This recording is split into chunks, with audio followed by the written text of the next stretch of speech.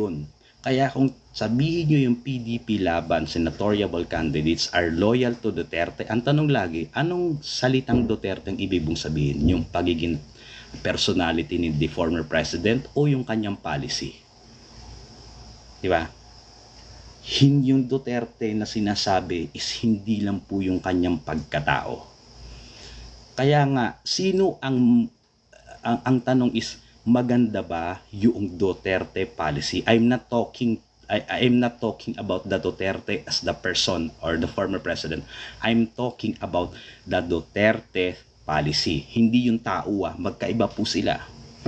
So, ano po ba kayo? Are you satisfied noong panahon ni Duterte na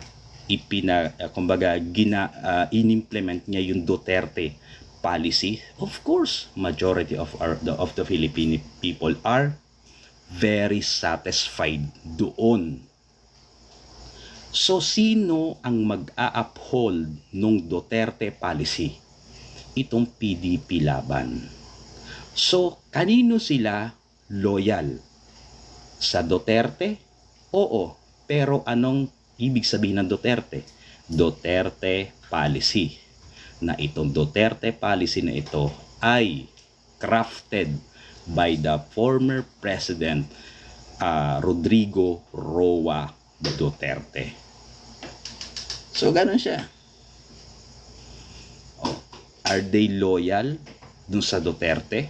Yes, this PDP laban candidates are very loyal sa Duterte. Pero not doon sa pagiging yung sa personality, but doon sa policy. Nakikita nyo, ang galing kasi nagkaroon ng political evolution when it comes doon sa political arena natin because of the Duterte. Diba? Kahit pa sino yung maupo dyan, ang gusto ng tao ngayon is Duterte policy, Duterte administration.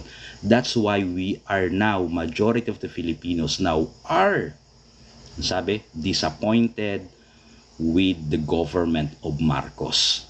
Baka sabihin mo naman, tingnan mo naman sa survey, mataas si Marcos. Dinibank na natin yan noong mga nakaraan nating live. We don't exactly believe doon sa SWS survey na mataas si Bongbong Marcos, diba? If you want to see that yung ano ko diyan, yung aking sinabi ko diyan, you can browse yung sa aking mga videos ko na pinagputol-putol dito sapagkat hindi man ako gumagawa ng content. So, naintindihan nyo? That's why kahit sino yan, parang doon sa US, bakit malakas ang kanilang gobyerno doon at talaga namang nag-politically matured sila? Kasi they are following two kind of policy sa government. Republican, conservative, democratic, which is liberal. Sa atin, nakabuo ang presidente unknowingly because of his implementation. Diba? Nakabuo siya ng ganun at yun ang sinusundan natin. And it's a new brand of government na alam natin na very effective. Unlike before, akala natin hindi siya totoo. Pero totoo pala siya. Bakit? 'Di ba? Ibang klaseng presidente, kaya niyang kahit yung maliliit na bagay kanyang napagtutuunan ng pansin. 'Di ba? Kaya niyang isolve.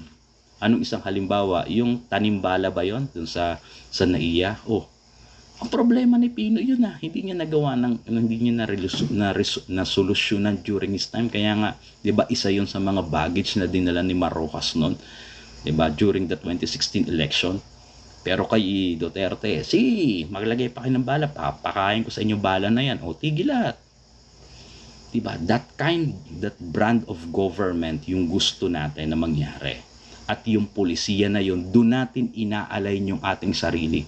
Wala man tayong Republican and Democrat Party dito sa Pilipinas, pero meron tayong Duterte values or value o kind of government. Yun. Kaya kahit nga 'di ba meron tayong ibang mga personal na hindi pagkakaunawaan, nakikita nyo may mga hindi pagkakaunawaan dito sa mga Duterte supporter ng mga personal. Pero at the end of the day, 'di ba? They will support the Duterte policy. 'Di ba? Kasi napaka-basic noon yung unang naranasan natin. Ano 'yon? Peace and order, transparency. Ano pa? Yung sa anti-corruption. Oh, 'di ba? Anong isa sa mga katunayan na yung mga congressman na yan na inirereklamo ninyo ngayon is hindi nakabanat sa korupsyon. Ang daming binito talaga noon ni Duterte noon sa GAA. Ano pa, sa DSWD, tinanggal niya yung mga picture na nakaganon ng mga politiko, di ba? Tapos mga nakaganon. Tapos may puso dito. Handog ni congressman, di ba? Handog ni congressman. Handog mula sa puso ni congressman, di ba? Ano pa ba? Mga alay ni congressman. Mga ganun ang tapos nakalagay dun sa mga bag na nandun yung bigas, andun yung mga di ba? Yun ang usually yun usually ang ginagawa nila. Di ba? Pero ngayon, I don't think so. Di ba? So, dapat yun ang ating tingnan. So, sino ang magtutuloy ng pulisiya na yun, ha? Not necessarily they are loyal to the former president, but they are loyal doon sa policy na binuo ng dating presidente natin. Sino yon? PDP Laban. That's why personally, I'm setting aside my nung natapos itong nung nagkaroon ng impeachment doon sa lower house. Meron akong mga PDP Laban na hindi ko sila iboboto. Kasi ayoko sa kanila eh. Hindi ko na lang babanggitin. Sige na, banggitin. May isa ako na ayaw iboto doon. Pero iboboto ko na ngayon. Kasi merong mga senaryo na pwedeng mangyari after ng election kung sa June 2 Manila isasagawa yung tinatawag natin na yung itutuloy yung impeachment. Ganito, may dalawang senaryo kasi yun. Kasi may mga conflicting saka interpretation about doon sa pag nag-convene uli ang Senado about sa impeachment.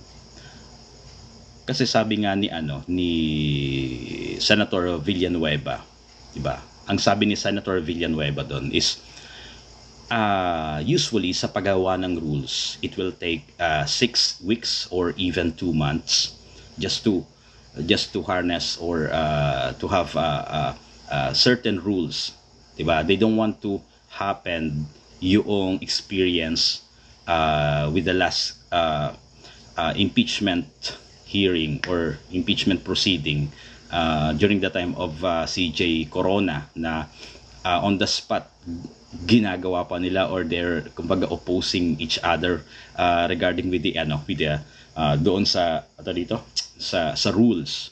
So usually aabot ng 2 months yung paggawa ng rules doon sa impeachment proceeding. So ang pwedeng mangyari kasi doon is ganito. June 2 pwede mag-start uli yung kanilang yung session, and they will tackle the rules ng proceedings. Kung inaabot